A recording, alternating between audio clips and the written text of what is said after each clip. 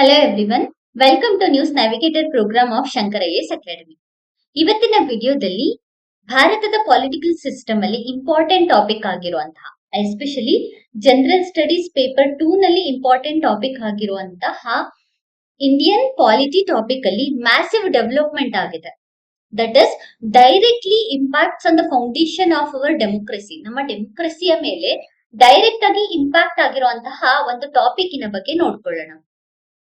Just imagine ಮಾಡ್ಕೊಳ್ಳಿ, ನೀವೊಂದು ಎಲೆಕ್ಷನ್ಗೆ ನಿಂತಿರ್ತೀರಾ, ಬಟ್ ಸಡನ್ ಆಗಿ ನಿಮ್ಗೆ ಗೊತ್ತಾಗುತ್ತೆ ನಿಮ್ಮ ವೋಟಿಂಗ್ ಲಿಸ್ಟ್ ಅಲ್ಲಿ ನಿಮ್ಮ ಹೆಸರಿಲ್ಲ ಅಂತ. ಅಂದ್ರೆ ನಿಮ್ಮ ಸ್ಟೇಟಿನ ಕಾನ್ಸ್ಟಿಟ್ಯೂನ್ಸಿ ಏನಿದೆ ಅಲ್ವಾ, ಆ ಕಾನ್ಸ್ಟಿಟ್ಯೂನ್ಸಿಯಲ್ಲಿ ನಿಮ್ಮ ವೋಟಿಂಗ್ ಲಿಸ್ಟ್ ಇಲ್ಲ ಅಂತ ಹೇಳಿ ಗೊತ್ತಾಗುತ್ತೆ. ಅಂದ್ರೆ ಎಲೆಕ್ಟೋರಲ್ ರೋಲ್ ಇಂದ ನಿಮ್ಮ ಹೆಸರನ್ನ ರಿಮೂವ್ ಮಾಡಿದ್ದಾರೆ ಅಂತ. ಸೊ ರಿಮೂವ್ ಮಾಡಿದ್ದಾರೆ ಅಂತ ಹೇಳಿದ್ರೆ ಆಬ್ವಿಯಸ್ಲಿ ನೀವು ಎಲೆಕ್ಷನ್ಗೆ ಕಂಟೆಸ್ಟ್ ಕೂಡ ಮಾಡಕ್ಕಾಗಲ್ಲ. So one day morning voter list ಅಲ್ಲಿ ನಿಮ್ ನೇಮ್ ಎಲ್ಲ ರಿಮೂವ್ ಮಾಡಿದ್ದಾರೆ, ಅಂಡ್ ಜಸ್ಟ್ ಬಿಕಾಸ್ ನಿಮ್ಗೆ ವೋಟಿಂಗ್ ರೈಟ್ಸ್ ಇಲ್ಲ ಆರ್ ನೀವು ವೋಟ್ ಮಾಡಕ್ ಆಗಲ್ಲ ಅಂತ ಎಲೆಕ್ಷನ್ ಅಲ್ಲಿ ಕಂಟೆಸ್ಟ್ ಕೂಡ ಮಾಡಕ್ ಆಗಲ್ಲ ಅಂತ ಹೇಳ್ಬಿಟ್ಟು ಅನೌನ್ಸ್ ಮಾಡ್ತಾರೆ. Yes, recently Supreme Court of India West Bengal ಅಲ್ಲಿ 34 ಲಕ್ಷಕ್ಕಿಂತ ಹೆಚ್ಚಿನ ಜನಕ್ಕೆ ವೋಟಿಂಗ್ ರೈಟ್ಸ್ ಅನ್ನ ರಿಮೂವ್ ಮಾಡಿದೆ. ಅಪೀಲ್ ಅನ್ನ ತಗೊಂಡೋದವ್ರಿಗೆ ಇಂಟ್ರೀಮ್ ರಿಲೀಫ್ ಅನ್ನ ಡಿಲೇ ಮಾಡಿದೆ, ಅಂತಂದ್ರೆ ಕೊಟ್ಟಿಲ್ಲ, ಡಿನೇನ ಮಾಡ್ಕೊಂಡಿದೆ. ಸೊ ಇದಾಗಿರೋದು ವೆಸ್ಟ್ ಬೆಂಗಾಲ್ ಅಲ್ಲಿ. ವೆಸ್ಟ್ ಬೆಂಗಾಲ್ ಅಲ್ಲಿ ಎಲೆಕ್ಷನ್ಗೋಸ್ಕರ ಸ್ಪೆಷಲ್ ಇಂಟೆನ್ಸಿವ್ ರಿವಿಷನ್ ಅಂತ ಮಾಡ್ತಿರ್ತಾರೆ, SIR ಅಂತ ಹೇಳಿ ಕರೀತೇವೆ. ಸೊ ಈ ಸ್ಪೆಷಲ್ ಇಂಟೆನ್ಸಿವ್ ರಿವಿಷನ್ ಅಲ್ಲಿ 34 ಲಕ್ಷ ಜನಕ್ಕೆ ವೋಟಿಂಗ್ ರೈಟ್ಸ್ ಗಳನ್ನ ತೆಗೆದಿದ್ದಾರೆ. ಇದರಿಂದ ತುಂಬಾ ಜನ ತಮ್ಮ ವೋಟಿಂಗ್ ರೈಟ್ಸ್ ನ ಕಳ್ಕೊಂಡ್ಬಿಟ್ಟು ಎಲೆಕ್ಷನ್ ನಲ್ಲಿ ಕಾಂಪೀಟ್ ನ ಮಾಡಕ್ಕಾಗಿಲ್ಲ. ಸೊ ಈ ಸುಪ್ರೀಂ ಕೋರ್ಟ್ ನೆಕ್ಸ್ಟ್ ಬರುವಂತಹ ಚುನಾವಣೆಯ ತನಕ ಯಾರಿಗೂ ಕೂಡ ಮತವನ್ನ ಚಲಾಯಿಸೋದಕ್ಕೆ ಆಗೋದಿಲ್ಲ ಅಂತ ಕೂಡ ಹೇಳಿದೆ. ಅಂದ್ಮೇಲೆ ಅಲ್ಲಿರುವಂತಹ ಜನಗಳಿಗೆ ಅಪೀಲ್ ನ ತಗೊಂಡೋಗಿ ಚೇಂಜ್ ಮಾಡೋದಕ್ಕಾಗಲ್ವಾ? ಸುಪ್ರೀಂ ಕೋರ್ಟ್ಗೆ ಅಷ್ಟು ಪವರ್ ಇದೆಯಾ? ಯಾಕೆ ಅಂತ ಹೇಳಿದ್ರೆ ಲಾನ ಅರ್ಥ ಮಾಡ್ಕೊಳ್ಬೇಕು ಅಂತ ಹೇಳಿದ್ರೆ ಜುಡಿಷಿಯರಿ ಸೇಫ್ ಗಾರ್ಡ್ ನ ಮಾಡ್ತಾ ಇರತ್ತೆ. ಸೊ ಇಲ್ಲಿ ಲಾನ ಅರ್ಥ ಮಾಡ್ಕೊಳ್ಬೇಕು ಅಂತ ಹೇಳಿದ್ರೆ ಫಸ್ಟ್ ಫ್ಯಾಕ್ಟ್ಸ್ ನ ನೋಡ್ಕೊಳ್ಳೋಣ. ಮೊದಲಿಗೆ ಸ್ಪೆಷಲ್ ಇಂಟೆನ್ಸಿವ್ ರಿವಿಷನ್ ಅಂದ್ರೆ ಏನು? ಸ್ಪೆಷಲ್ ಇಂಟೆನ್ಸಿವ್ ರಿವಿಷನ್ ಅಂತ ಹೇಳುತ್ತೆ ಎಲೆಕ್ಟೋರಲ್ ರೂಲ್ ಇರುತ್ತಲ್ಲ, ಅಂದ್ರೆ ಎಲೆಕ್ಟೋರಲ್ ರೂಲ್ ಅಲ್ಲಿ ಯಾರ್ಯಾರು ಇರ್ತಾರೆ, ಪ್ರತಿಯೊಬ್ಬರಿಗೂ ಕೂಡ ಯಾರಿಗೆ 18 ವರ್ಷ ವಯಸ್ಸಾಗಿರುತ್ತೆ ಅವರಿಗೆ ಎಲೆಕ್ಟೋರಲ್ ರೂಲ್ ಅಲ್ಲಿ ವೋಟಿಂಗ್ ರೈಟ್ಸ್ ನ ಕೊಡ್ಲಾಗಿರುತ್ತೆ. ಸೊ ಈ ಸ್ಪೆಷಲ್ ಇಂಟೆನ್ಸಿವ್ ರಿವಿಷನ್ ಏನ್ ಮಾಡುತ್ತೆ ಅಂತ ಹೇಳಿದ್ರೆ ಎಲೆಕ್ಟೋರಲ್ ರೋಲ್ ಅಲ್ಲಿ ಇರುವಂತಹ ಯಾರಿಗೆ ವೋಟಿಂಗ್ ರೈಟ್ಸ್ ಇರುತ್ತೆ ಅವರನ್ನ ಅಪ್ಡೇಟ್ ನ ಮಾಡುತ್ತೆ. ಸೊ ಪ್ರತಿಯೊಂದು ಮನೆಗೂ ಕೂಡ ಹೋಗ್ಬಿಟ್ಟು ಅವರ ವೋಟಿಂಗ್ ಲಿಸ್ಟ್ ಅನ್ನ ಅಪ್ಡೇಟ್ ಮಾಡ್ತಾ ಹೋಗುತ್ತೆ. ಸ್ಪೆಷಲ್ ಇಂಟೆನ್ಸಿವ್ ರಿವಿಷನ್ ನ ಟೈಮ್ ಟು ಟೈಮ್ ಅಪ್ಡೇಟ್ ಮಾಡಬೇಕು ಅಂತ ಹೇಳ್ಬಿಟ್ಟು election commission of India mandate ಅನ್ನು ಕೂಡ ಮಾಡ್ಕೊಂಡಿದೆ. ಸೊ ಹಾಗಾಗಿ ರೆಪ್ರೆಸೆಂಟೇಷನ್ ಆಫ್ ಪೀಪಲ್ ಆಕ್ಟ್ 1950 ಇದೆ ಅಲ್ಲ, ಸೊ ಇದರ ಅಂಡರ್ ಅಲ್ಲಿ ಸೆಕ್ಷನ್ 21 ಇದೆ. ಬಿಕಾಸ್ UPSC ಅಲ್ಲಿ ಈ ಸೆಕ್ಷನ್ ನ ಕೂಡ ಕೇಳುವಂತಹ ಚಾನ್ಸಸ್ ಇರುತ್ತೆ. ಈ ಸೆಕ್ಷನ್ 21 ಅಂಡರ್ ಅಲ್ಲಿ ಸ್ಪೆಷಲ್ ಇಂಟೆನ್ಸಿವ್ ರಿವಿಷನ್ ನ ಮಾಡಬೇಕು ಟೈಮ್ ಟು ಟೈಮ್ ಅಂತ ಹೇಳ್ಬಿಟ್ಟು ಮ್ಯಾಂಡೇಟರಿಯನ್ನ ಮಾಡಲಾಗಿದೆ. ಸೊ ಅಪ್ಡೇಟ್ ಮಾಡೋದ್ರಿಂದ ಎಲೆಕ್ಟೋರಲ್ ರೋಲ್ಸ್ ಅಲ್ಲಿ ಯಾರ ಹೆಸರು ಬಿಟ್ಟೋಗಿರುತ್ತೆ ಅವರನ್ನ ಜಾಯಿನ್ ಮಾಡಬಹುದಾಗತ್ತೆ, ಅಂಡ್ ಆಲ್ಸೋ ಯಾರ ಹೆಸರು ಇಲ್ಲೀಗಲ್ ಆಗಿ ಜಾಯಿನ್ ಆಗಿರುತ್ತೆ ಅವರನ್ನ ರಿಮೂವ್ ಮಾಡಲಾಗುತ್ತೆ. ಸೊ ಇದೊಂದು ಕ್ಲೀನಿಂಗ್ ಪ್ರೋಸೆಸ್, ಎಲೆಕ್ಟೋರಲ್ ರೋಲ್ ಅನ್ನ ಕ್ಲೀನ್ ಮಾಡೋದಕ್ಕೆ ಅಂತ ತಂದಿರುವಂತಹ ಸ್ಪೆಷಲ್ ಇಂಟೆನ್ಸಿವ್ ರಿವಿಷನ್ ಅಂತ ಹೇಳ್ಬೋದು. ಇಲ್ಲಿಗಲ್ ಆಗಿ ಇರುವಂತಹ ನೇಮ್ಸ್ ಅನ್ನ ರಿಮೂವ್ ನ ಮಾಡ್ಲಾಗತ್ತೆ. ಸ್ಪೆಷಲ್ ಇಂಟೆನ್ಸಿವ್ ರಿವಿಷನ್ ನ ಕಂಡಕ್ಟ್ ಮಾಡೋದು ಬೂತ್ ಲೆವೆಲ್ ಆಫೀಸರ್ಸ್. ಪ್ರತಿಯೊಂದು ಪ್ಲೇಸ್ ಅಲ್ಲೂ ಕೂಡ ಬೂತ್ ಲೆವೆಲ್ ಆಫೀಸರ್ಸ್ ಇರ್ತಾರೆ. ಸೊ ಆ ಬೂತ್ ಲೆವೆಲ್ ಆಫೀಸರ್ಸ್ ಗಳು ಎಲೆಕ್ಟೋರಲ್ ರೋಲ್ ಅನ್ನ ಅಪ್ಡೇಟ್ ಮಾಡ್ತಾರೆ. ಅಂದ್ರೆ ಎಲೆಕ್ಟೋರಲ್ ರೋಲ್ ಅನ್ನ ಸ್ಪೆಷಲ್ ಇಂಟೆನ್ಸಿವ್ ರಿವಿಷನ್ ಮೂಲಕ ಅಪ್ಡೇಟ್ ಅನ್ನ ಮಾಡ್ತಾ ಹೋಗ್ತಾರೆ. ಈಗ ಕಾಂಟ್ರವರ್ಸಿ ಲೀಗಲ್ ವೋಟರ್ಸ್ ಅಷ್ಟೇ ಅಲ್ಲ, ಈವನ್ ಜೆನ್ವಿನ್ ವೋಟರ್ಸ್ ಕೂಡ ಇಲ್ಲಿಂದ ರಿಮೂವ್ ಆಗಿದ್ದಾರೆ. That is what the controversy is. So ಈ ಒಂದು ನಿಟ್ಟಿನಲ್ಲಿ 2 ಕಾಂಟ್ರಾಕ್ಟಿಂಗ್ ಕೇಸಸ್ ಗಳನ್ನ ನೋಡ್ಕೊಳ್ಳೋಣ. ಮೊದಲನೇದಾಗಿ ಕೇಸ್ ಒನ್ ಏನು ಅಂತ ಹೇಳಿದ್ರೆ ಗೀತಾ ಕೇಸ್. ಏಪ್ರಿಲ್ 2ನೇ ತಾರೀಕು 2026 ಗೀತಾ ಅನ್ನುವಂತಹ ವ್ಯಕ್ತಿ ಇಂಡಿಪೆಂಡೆಂಟ್ ಎಲೆಕ್ಷನ್ ಗೆ ನಿಂತಿರ್ತಾರೆ ತಮಿಳ್ನಾಡಲ್ಲಿ. ಸೊ ನಾಮಿನೇಷನ್ ಫೈಲ್ ಕೂಡ ಮಾಡಿರ್ತಾರೆ, ನೆಕ್ಸ್ಟ್ ಡೇ ಕ್ಯಾಂಪೈನ್ ಹೋಗ್ತಿರ್ತಾರೆ. ಕ್ಯಾಂಪೇನ್ ಹೋಗುವಾಗ she realised that electoral roll ಅಲ್ಲಿ ಅವರ ಹೆಸರು ನೋಂದಾಯಿಸಿಲ್ಲ, ಬಿಟ್ಟೋಗಿದೆ ಅಂತ. ಸೊ ಆಗ ಎಲೆಕ್ಷನ್ ಕಮಿಷನರ್ ಹತ್ರ ಹೋಗ್ತಾರೆ, ಎಲೆಕ್ಟೋರಲ್ ರೋಲ್ಗೆ ಅವರ ಹೆಸರನ್ನ ನೋಂದಾಯಿಸಿ ಅಂತ ಹೇಳಿ ಕೇಳ್ತಾರೆ. But election commission already special intensive revision ಆಗಿದೆ, ಎಲೆಕ್ಟೋರಲ್ ರೋಲ್ ಆಲ್ರೆಡಿ ಕಂಪ್ಲೀಟ್ ಆಗಿ ಫ್ರೀಸ್ ಆಗಿದೆ, ಈಗ ಹೊಸದಾಗಿ ಹೆಸರನ್ನ ನೋಂದಾಯಿಸ್ಲಿಕ್ಕೆ ಆಗಲ್ಲ ಅಂತ ಹೇಳ್ಬಿಟ್ಟು ಹೇಳ್ತಾರೆ. ಸೊ ಎಲೆಕ್ಷನ್ ಕಮಿಷನ್ ಹತ್ರ ಎನ್ಕ್ವೈರಿ ಮಾಡಿದಾಗ ಈ ರೀತಿಯಾದಂತಹ ಮಾತು ಬರುತ್ತೆ. ಸೊ ಹಾಗಾಗಿ ಅವ್ರಿಗೆ ಇದ್ದಂತಹ ವೋಟಿಂಗ್ ರೈಟ್ಸ್ ಅನ್ನ ಕಳ್ಕೊಂತಾರೆ. ಯಾಕೆ ಅಂತ ಹೇಳಿದ್ರೆ ಸ್ಪೆಷಲ್ ಇಂಟೆನ್ಸಿವ್ ರಿವಿಷನ್ ಮಾಡುವಾಗ ಮನೆ ಮನೆಗೆ ಹೋಗಿ ನೇಮ್ಸ್ ಗಳನ್ನ ಕಲೆಕ್ಟ್ ಮಾಡುವಾಗ ಇವರ ನೇಮ್ ಬಿಟ್ಟೋಗಿರುತ್ತೆ. ಅಫಿಷಿಯಲ್ಸ್ ಗಳ ಮಿಸ್ಟೇಕ್ಸ್ ಇಂದ ವೋಟಿಂಗ್ ರೈಟ್ಸ್ ಗಳನ್ನ ಕಳ್ಕೊಂಡು ಎಲೆಕ್ಷನ್ ಗೆ ಕಂಟೆಸ್ಟ್ ಮಾಡೋದನ್ನ ಕೂಡ ಕಳ್ಕೊಳ್ತಾರೆ. ಎರಡನೇದಾಗಿ ಕೇಸ್ 2 ಮೋತಾಬ್ ಶಾಯಿಕ್ ಕೇಸ್. ಇದು ವೆಸ್ಟ್ ಬೆಂಗಾಲ್ ನ ಕೇಸ್. ಸೊ ಇದರಲ್ಲಿ ಇವರು ಕಾಂಗ್ರೆಸ್, ಇಂಡಿಯನ್ ನ್ಯಾಷನಲ್ ಕಾಂಗ್ರೆಸ್ ಪಾರ್ಟಿಯಿಂದ ಇದ್ದಂತಹ ಪರ್ಸನ್. ಸೊ ಇವರು ಎಲೆಕ್ಷನ್ ಗೆ ನಿಂತಾಗ ಅವರ ಹೆಸರು ಕೂಡ ಎಲೆಕ್ಟೋರಲ್ ರೂಲ್ ಇಂದ ಬಿಟ್ಟೋಗಿರತ್ತೆ. ಬಟ್ ಇವರು ಎಲೆಕ್ಷನ್ ಕಮಿಷನ್ ಹತ್ರ ಹೋಗಿ ಅದಾದ್ಮೇಲೆ ಅಪಿಲೇಟ್ ನ ತಗೊಂಡೋಗ್ತಾರೆ, ಟ್ರಿಬ್ಯುನಲ್ಸ್ ಹತ್ರ ಅಪಿಲೇಟ್ ನ ತಗೊಂಡೋಗ್ತಾರೆ. ಟ್ರಿಬ್ಯುನಲ್ಸ್ ಅವರ ಬೇಸಿಕ್ ಡಾಕ್ಯುಮೆಂಟ್ಸ್ ನ, ಪಾಸ್ಪೋರ್ಟ್ ಆಗಿರ್ಬೋದು, ಆಧಾರ್ ಕಾರ್ಡ್ ಆಗಿರ್ಬೋದು, ಇದೆಲ್ಲದನ್ನ ಕೂಡ ಚೆಕ್ ಮಾಡ್ಬಿಟ್ಟು ವರ್ಡಿಕ್ಟ್ ಅನ್ನ ಕೊಡುತ್ತೆ, ಇವರ ಹೆಸರನ್ನ ಹೊಸದಾಗಿ ಎಲೆಕ್ಟೋರಲ್ ರೂಲ್ಗೆ ಜಾಯಿನ್ ಮಾಡಿ ಅಂತ. ಸೊ ಈ ಎರಡು ಕೇಸಸ್ ಇಂದ ಗೊತ್ತಾಗೋದೇನು ಅಂತ ಹೇಳಿದ್ರೆ ಎಲೆಕ್ಟೋರಲ್ ಪ್ರೊಸೀಜರ್ ಎಷ್ಟು ರಿಜಿಡ್ ಆಗಿದೆ ಅಂಡ್ ಆಲ್ಸೋ ಎಲೆಕ್ಟೋರಲ್ ರೂಲ್ ಅಲ್ಲಿ ಕೋರ್ಟಿನ ಪಾತ್ರ ಎಷ್ಟು ಮುಖ್ಯವಿದೆ, ಇದೆರಡು ಕೂಡ ಗೊತ್ತಾಗುತ್ತೆ. ಅಪಿಲೇಟ್ ನ ಮೂಲಕ ತಗೊಂಡೋಗಿ, ಟ್ರಿಬ್ಯುನಲ್ಸ್ ನ ಮೂಲಕ ತಗೊಂಡೋಗಿ ನಾವು ಅಪೀಲ್ ನ ತಗೊಂಡೋಗಿ ಆ ಕೇಸಿನ ವರ್ಡಿಕ್ಟ್ ನ ಮೂಲಕ ಎಲೆಕ್ಟೋರಲ್ ರೂಲ್ ಅಲ್ಲಿ ನೇಮನ್ನ ನೋಂದಾಯಿಸಬಹುದು. ಆದ್ರೆ ಡೈರೆಕ್ಟ್ ಆಗಿ ಎಲೆಕ್ಷನ್ ಕಮಿಷನ್ ಹತ್ರ ಹೋದ್ರೆ ಅದಕ್ಕೆ ಯಾವುದೇ ರೀತಿಯಾದಂತಹ ಸಾಧ್ಯತೆಗಳಿಲ್ಲ ಅನ್ನೋದು ಈ ಎರಡು ಕೇಸಸ್ ಇಂದ ಗೊತ್ತಾಗತ್ತೆ. Let's see the supreme court stand, ಅಂದ್ರೆ ವೋಟಿಂಗ್ ರೈಟ್ಸ್ ಅಲ್ಲಿ ಸುಪ್ರೀಂ ಕೋರ್ಟ್ ನ ಸ್ಟ್ಯಾಂಡ್ ಏನು ಅಂತ ನೋಡೋಣ. ಸೊ ಒಟ್ಟು ಸುಪ್ರೀಂ ಕೋರ್ಟ್ 34 ಲಕ್ಷ ಜನಕ್ಕೆ ಇಂಟ್ರೀಮ್ ರಿಲೀಫ್ ನ ಕೊಡಬಹುದು ಅಂತ ಹೇಳಿದೆ ಅಲ್ವಾ. ಆದ್ರೆ ರೆಫ್ಯೂಸ್ ಯಾಕೆ ಮಾಡ್ತು? Why not let them vote provisionally? So ಯಾಕೆ ಅವ್ರಿಗೆ ವೋಟ್ ಆಗ್ಲಿಕ್ಕೆ ಪರ್ಮಿಷನ್ ಕೊಡ್ಲಿಲ್ಲ? Procedure integrity versus individual electoral right ನ ನಡುವೆ ಸುಪ್ರೀಂ ಕೋರ್ಟ್ ಡೈಲಮಾವನ್ನ ತಂದುಕೊಂಡಿದೆ, ಅಂದ್ರೆ ಡೈಲಮಾವನ್ನ ಫೇಸ್ ಮಾಡುತ್ತೆ. ಇದು ಪ್ರೊಸೀಜರ್, ಇದನ್ನ ಫಾಲೋ ಮಾಡ್ಬೇಕಂತ ಇದೆ, ಅದ್ರ ಜೊತೆಗೆ ಇಂಡಿವಿಜುವಲ್ ಎಲೆಕ್ಟೋರಲ್ ರೈಟ್ ಕೂಡ ಗಮನ ಇಟ್ಕೋಬೇಕು. ಈ ಎರಡರ ನಡುವೆ ಸುಪ್ರೀಂ ಕೋರ್ಟ್ಗೆ ಪ್ರಾಪರ್ ವರ್ಡಿಕ್ಟ್ ಅನ್ನ ಕೊಡ್ಲಿಕ್ಕೆ ಆಗ್ತಾ ಇಲ್ಲ. ಸೊ ಸುಪ್ರೀಂ ಕೋರ್ಟ್ ಪ್ರಕಾರ ರೈಟ್ ಟು ವೋಟ್ ಅನ್ನೋದು ಪ್ರತಿಯೊಬ್ಬ ವ್ಯಕ್ತಿಯ ಹಕ್ಕು. ಅಂದ್ರೆ vote is a profound expression of a citizenship. ನಮ್ಮ ಭಾರತದ ಸಿಟಿಸನ್ಶಿಪ್ ಅನ್ನ ಎಕ್ಸ್ಪ್ರೆಸ್ ಮಾಡ್ಬೇಕು ಅಂತ ಹೇಳಿದ್ರೆ ಇದೊಂದು ವೋಟಿಂಗ್ ರೈಟ್ಸ್ ಅನ್ನೋದು ಮುಖ್ಯವಾಗತ್ತೆ.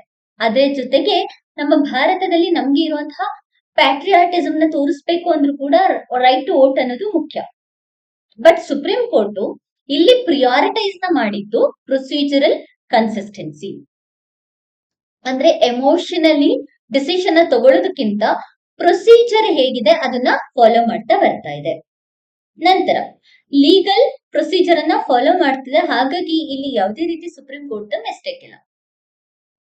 ಅದೇ ಇದನ್ನ ನಾವು ಯಾವ ತರ ಯೂಸ್ ಮಾಡಬಹುದು ಅಂದ್ರೆ ಜನರಲ್ ಪೇಪರ್ 2 ಅಲ್ಲಿ, ಜನರಲ್ ಸ್ಟಡೀಸ್ ಪೇಪರ್ 2 ಅಲ್ಲಿ procedural safeguard of electoral roll ಅನ್ನುವಂತಹ ಕ್ವಶನ್ ಏನಾದ್ರು ಬಂದ್ರೆ ಆಗ ರಿಜಿಸ್ಟ್ರೇಷನ್ ಆಫ್ ಎಲೆಕ್ಟೋರಲ್ ರೂಲ್ಸ್ 1960 ಅನ್ನ ನೀವು ಯೂಸ್ ಮಾಡ್ಬೇಕಾಗತ್ತೆ. ಇದ್ರ ಬಗ್ಗೆ ಮೆನ್ಷನ್ ಮಾಡಿದ್ರೆ ಎಕ್ಸ್ಟ್ರಾ 1 ಮಾರ್ಕ್ಸ್ ಬರುವಂತಹ ಚಾನ್ಸಸ್ ಇರುತ್ತೆ. ನಾವು ವೈ ಕೋರ್ಟ್ ಇಮಿಡಿಯೇಟ್ ಇನ್ಕ್ಲೂಷನ್ ನ ಆರ್ಡರ್ ಮಾಡೋಕ್ಕಾಗಲ್ಲ? ಯಾಕೆ ಇಮಿಡಿಯೇಟ್ ಇನ್ಕ್ಲೂಷನ್ ಆರ್ಡರ್ ಮಾಡೋಕ್ಕಾಗಲ್ಲ? ಯಾಕೆ ಅಪಿಲೇಟ್ ಅನ್ನೇ ಹೋಗ್ಬೇಕು? ಇದಕ್ಕೆ ಕೆಲವೊಂದು ರೂಲ್ಸ್ ಗಳಿವೆ, ಆ ರೂಲ್ಸ್ ಗಳ ಬಗ್ಗೆ ನೋಡೋಣ. ಸೊ ಇದು ಲೀಗಲ್ ಮತ್ತೆ ಪ್ರೊಸೀಜರಲ್ ಕನ್ಸ್ಟೆಂಟ್ ಬಗ್ಗೆ ಹೇಳುತ್ತೆ. Rule number 23 sub clause 5. Rule number 23 sub clause 5 ಅಲ್ಲಿ it says that which represents supplementary list requirement. List ಗೆ ಸಪ್ಲಿಮೆಂಟರಿ ಆಗಿ ಆಡ್ ಮಾಡೋದನ್ನ ರೂಲ್ 23 ಸಬ್ ಕ್ಲಾಸ್ 5 ಹೇಳುತ್ತೆ. ಸೊ ಇದರ ಪ್ರಕಾರ ಎಲೆಕ್ಟೋರಲ್ ರೋಲ್ ಏನಾದ್ರೂ ನೇಮ್ಸ್ ಅನ್ನ ಜಾಯಿನ್ ಮಾಡಬೇಕು ಅಂತ ಹೇಳಿದ್ರೆ that will be done only after the appellate from the tribunals. Tribunals ಗಳು ಅಪಿಲೇಟ್ ಅನ್ನ ಅಲೋ ಮಾಡಿದ್ರೆ ಮಾತ್ರ ಇಲ್ಲಿ ಆಡ್ ಮಾಡ್ತಾರೆ, which is nothing but tribunals ಗೆ ಇಲ್ಲಿ ಹೈ ಪವರ್ ಇರುತ್ತೆ, ಎಕ್ಸ್ಪ್ಲಿಸಿಟ್ ಡಿಸಿಷನ್ ಟ್ರಿಬ್ಯುನಲ್ಸ್ ಗೆ ಹೋಗಿರುತ್ತೆ.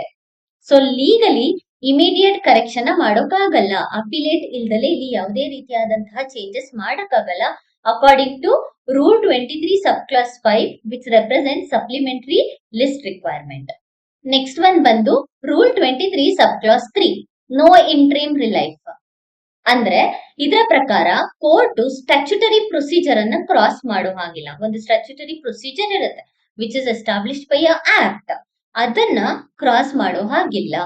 ಕೋರ್ಟ್ ಯಾವುದೇ ರೀತಿಯಾದಂತಹ ಸಿಂಪಥೆಟಿಕ್ ಡಿಸಿಷನ್ ತಗೊಳ್ಳೋ ಹಾಗಿಲ್ಲ mid of the procedure. For example, special intensive revision ನಡೀತದೆ ಅಂತ ಹೇಳಿದ್ರೆ ಅಲ್ಲಿ ಸಿಂಪಥೆಟಿಕಲಿ ಒಬ್ರಿಗೆ ವೋಟಿಂಗ್ ರೈಟ್ಸ್ ಇಲ್ಲ ಅಥವಾ ಒಬ್ರು ಎಲೆಕ್ಷನ್ಗೆ ಕಂಟೆಸ್ಟ್ ಮಾಡೋಕ್ ಆಗ್ತಿಲ್ಲ ಅಂತ ಹೇಳ್ಬಿಟ್ಟು ಯಾವುದೇ ರೀತಿಯಾದಂತಹ ಡಿಸಿಷನ್ ಕೋರ್ಟ್ ತಗೊಳ್ಳೋ ಹಾಗಿಲ್ಲ. ಇದು ರೂಲ್ ನಂಬರ್ 23 ಸಬ್ ಕ್ಲಾಸ್ 3 ಅಲ್ಲಿ ಮೆನ್ಷನ್ ಮಾಡಿದ್ದಾರೆ. Next rule number 19 sub class, rule number 19 and 20. Rule number 19 ಮತ್ತೆ 20 ಪ್ರಕಾರ ನೇಮ್ಸ್ ರಿಮೂವ್ ಮಾಡೋದಕ್ಕಿಂತ ಮುಂಚೆ ಆ ಪರ್ಸನ್ಗೆ ಅದನ್ನ ತಲುಪಿಸ್ಬೇಕು, ಮುಂಚೆನೆ ಅದನ್ನ ಹೇಳಿರ್ಬೇಕು. Voter must know the removal of the name from the electoral list. But special intensive revision ಅಲ್ಲಿ ಇದನ್ನ ಫಾಲೋ ಮಾಡಿಲ್ಲ, ಅಂದ್ರೆ ಇದನ್ನ ಬೈಪಾಸ್ ಮಾಡಿದ್ದಾರೆ. ಯಾವ ವ್ಯಕ್ತಿಗೂ ಕೂಡ ಅವರ ಹೆಸರು ರಿಮೂವ್ ಆಗಿದೆ ಅಂತ ಹೇಳಿಲ್ಲ. ಸೊ ಈಗ ಕೋರ್ ಏರಿಯಾಗೆ ಬರೋಣ. ಯಾವುದು core area? Right to vote ಅನ್ನೋದು ಪಾರ್ಟ್ 3 ಅಲ್ಲಿರುವಂತಹ ಫಂಡಮೆಂಟಲ್ ರೈಟ್ಸ್ ಗೆ ಸೇರುತ್ತಾ? Absolutely answer is no. Why? Because fundamental rights ಅಲ್ಲ, ಇದು ಲೀಗಲ್ ರೈಟ್ಸ್ ಗೆ ಬರುತ್ತೆ. 2024 ಇದಕ್ಕೂ ಕೂಡ ಕೇಸಸ್ ಇದೆ, ಆ ಕೇಸಸ್ ಗಳನ್ನ ನೋಡೋಣ. 2024 ರಾಮಚಂದ್ರ ಚೌಧರಿ ವರ್ಸಸ್ ರೂಪಾನಗರ್ ದುಗ್ಧ ಉತ್ಪಕ್ಷ ಶಾಕಾಹಾರಿ ಸಮಿತಿ ಲಿಮಿಟೆಡ್. ಈ ಕೇಸಲ್ಲಿ ರೈಟ್ ಟು ವೋಟ್ ಮತ್ತೆ ರೈಟ್ ಟು ಕಂಟೆಸ್ಟ್ ಎಲೆಕ್ಷನ್ ಎರಡು ಕೂಡ ಫಂಡಮೆಂಟಲ್ ರೈಟ್ಸ್ ಅಲ್ಲ ಅಂತ ಹೇಳ್ಬಿಟ್ಟು ವರ್ಡಿಕ್ಟ್ ನ ಮೂಲಕ ಹೇಳಿರುತ್ತೆ. ಸೊ ಎರಡು ಕೂಡ statutory right, it is not a fundamental rights ಅಂತ ಹೇಳ್ಬಿಟ್ಟು ಹೇಳಿರ್ತಾರೆ. ಸೊ ರೈಟ್ ಟು ವೋಟ್ ಅನ್ನೋದು ಒಂದು ಸ್ಟ್ರಿಕ್ಟ್ ರೂಲ್ಸ್ ಅಂಡರ್ ಅಲ್ಲಿ ಬರುತ್ತೆ, ಸ್ಟ್ರಿಕ್ಟ್ ಎಕ್ಸರ್ಸೈಸ್ ಅಂಡರ್ ಅಲ್ಲಿ ಬರುತ್ತೆ. According to that we have to follow ಅಂತ ಹೇಳ್ಬಿಟ್ಟು ಈ ಒಂದು ಕೇಸ್ ಅಲ್ಲಿ ಹೇಳ್ತಾರೆ. ನೆಕ್ಸ್ಟ್ ರೈಟ್ ಟು ಕಂಟೆಸ್ಟ್, ಇದು ಸಪರೇಟ್ ಅಡಿಷನಲ್ ರೈಟ್, ಅಂದ್ರೆ ಎಲಿಜಿಬಿಲಿಟಿ, ಕಂಡೀಷನ್ಸ್, ಕ್ವಾಲಿಫಿಕೇಶನ್ಸ್, ಡಿಸ್ಕ್ವಾಲಿಫಿಕೇಶನ್ ಇದ್ರ ಬಗ್ಗೆ ಹೇಳೋದು right to contest.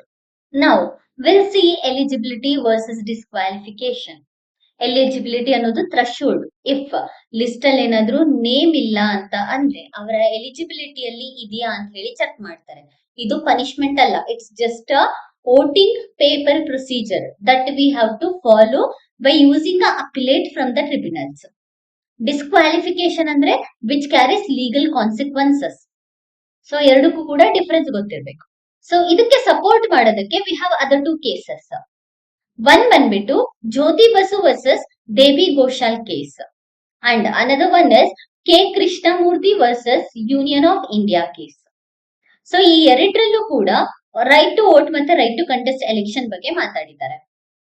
Political participation rights ಬಂದ್ಬಿಟ್ಟು strictly subjected to statutory limitation ಅಂತ ಹೇಳಲಾಗಿದೆ. ಅದ್ರ ಜೊತೆಗೆ ರೆಪ್ರೆಸೆಂಟೇಷನ್ ಆಫ್ ಪೀಪಲ್ ಆಕ್ಟ್ 1951 ಪ್ರಕಾರ ಲೋಕಸಭಾ ಮತ್ತೆ ಸ್ಟೇಟ್ ಲೆಜಿಸ್ಲೇಟಿವ್ ಅಸೆಂಬ್ಲಿ ಎಲೆಕ್ಷನ್ ಗೆ ಕಂಟೆಸ್ಟ್ ಆಗ್ಬೇಕು ಅಂದ್ರೆ ವೋಟರ್ ಲಿಸ್ಟ್ ಅಲ್ಲಿ ನೇಮ್ ಇರ್ಲೇಬೇಕಾಗುತ್ತೆ. ಬಟ್ ಸ್ಪೆಷಲ್ ಇಂಟೆನ್ಸಿವ್ ರಿವಿಷನ್ ಇಂದ ಡಿಸ್ಕ್ವಾಲಿಫೈ ಆಗಿರೋರು ಬರೀ ವೋಟರ್ ಲಿಸ್ಟ್ ಇಂದ ಅಷ್ಟೇ ಅಲ್ಲ, ಈವನ್ ಎಲೆಕ್ಷನ್ ಗೆ ಕಂಟೆಸ್ಟ್ ಮಾಡೋದನ್ನ ಕೂಡ ಸ್ಟಾಪ್ ಮಾಡ್ಲಾಗತ್ತೆ. ಸೊ ಈ ರೀತಿಯಾದಂತಹ ತೊಂದರೆಯನ್ನ ಜನಗಳು ಫೇಸ್ ಮಾಡ್ತಾ ಇರೋದನ್ನ ನೋಡ್ಬೋದಾಗತ್ತೆ. ಅದೇ ಅವರಿಗೆ ಪ್ರೊಸೀಜರ್ ಕರೆಕ್ಟ್ ಆಗಿ ಗೊತ್ತಿದ್ರೆ ಅಪಿಲೇಟ್ ನ ಮೂಲಕ ತಮ್ಮ ರೈಟ್ ಟು ವೋಟ್ ಅನ್ನುವಂಥದ್ದನ್ನ ರಿಸ್ಟೋರ್ ನ ಮಾಡ್ಕೋತಾ ಇದ್ರು. So right to vote and right to contest election, these two are not fundamental right. ಇದೆರಡು ವೋಟ್ ಕೂಡ ನಮ್ಗೆ ಲೀಗಲ್ ರೈಟ್ಸ್. ಸೊ ಯಾಕೆ ಈ ರೀತಿಯಾದಂತಹ ಪ್ರಾಬ್ಲಮ್ ಆಗ್ತಿದೆ ಅಂತ ಹೇಳಿದ್ರೆ, ಒಂದು ಲ್ಯಾಕ್ ಆಫ್ ಅವೇರ್ನೆಸ್, ಇದ್ರ ಬಗ್ಗೆ ಜನಗಳಿಗೆ ಅವೇರ್ನೆಸ್ ಇಲ್ಲದೆ ಇರೋದು, ಮತ್ತೆ ಅನ್ಯೂಶುವಲ್ ಸ್ಕೇಲ್, ಮ್ಯಾಸಿವ್ ಸ್ಕೇಲ್ ಇರೋದ್ರಿಂದ, ಪಾಪ್ಯುಲೇಷನ್ ಜಾಸ್ತಿ ಆಗ್ತಿರೋದ್ರಿಂದ, ಅಡ್ಮಿನಿಸ್ಟ್ರೇಷನ್ ಡಿಲಿಷನ್ಸ್ ಆಗ್ತಿರೋದ್ರಿಂದ ಈ ರೀತಿಯಾದಂತಹ ಪ್ರಾಬ್ಲಮ್ಸ್ ಗಳು ಆಗ್ತಾ ಇದೆ. ಸೊ ಇದಿಷ್ಟು right to vote, right to contest ಬಗ್ಗೆ. ಸೊ ನಾವು ಇದ್ರ ಮೇಲೆ ಒಂದು ಪ್ರಿಲಿಮ್ಸ್ ಕ್ವಶನ್ ನೋಡ್ಕೊಳ್ಳೋಣ. With reference to electoral rights in India, consider the following statement. So right to vote is a fundamental right guaranteed under part 3 of the Indian Constitution. So idu wrong. Why? Because it is not a fundamental right, it is a legal right. Next, right to contest election is purely a statutory right subjected to qualification and disqualification. ಇದು correct. ನಾವು already explanation ಅಲ್ಲಿ ನೋಡ್ಕೊಂಡ್ವಿ. Under the Representation of People Act, candidate must be registered as a voter in the same constituency from which they intended to contest Lok Sabha election. So ಇದರಲ್ಲಿ answer ಬಂದ್ಬಿಟ್ಟು 2 only is the correct answer and first and third options are wrong. So next question ಅನ್ನು ನೋಡ್ಕೊಳ್ಳೋಣ. Mains related to the right to vote and right to contest are statutory right, yet their denial due to administrative discrepancies in electoral rolls poses a significant challenge to democratic participation. Critically analyze the statement in light of recent Supreme Court observation. How does the loss of elector status impact a candidate's eligibility to contest election in India? So ಇದು ಈ ರೀತಿಯಾದಂತಹ questions ನ ನಮ್ಗೆ exam ಅಲ್ಲಿ ಕೇಳುವಂತಹ chances ಇರುತ್ತೆ mains ಅಲ್ಲಿ. So ಇದು ಇಷ್ಟು right to vote, how it affects on the right to contest, ಎರಡು ಪರ್ಸ್ಪೆಕ್ಟಿವ್ ಅಲ್ಲಿ ಕೇಳಿರೋದು. ಇದನ್ನು ಕೂಡ ಡೈರೆಕ್ಟ್ ಆಗಿ ಎಕ್ಸಾಮ್ ಅಲ್ಲಿ ಕೇಳುವಂತಹ ಚಾನ್ಸಸ್ ಇರುತ್ತೆ. ಸೊ ಇದೇ ರೀತಿಯಾದಂತಹ ಹೆಚ್ಚಿನ ವಿಡಿಯೋಸ್ಗಾಗಿ ನಮ್ಮ ಚಾನೆಲ್ ನ ಶೇರ್ ಮಾಡಿ ಮತ್ತೆ ಸಬ್ಸ್ಕ್ರೈಬ್ ಮಾಡಿ. Thank you for watching.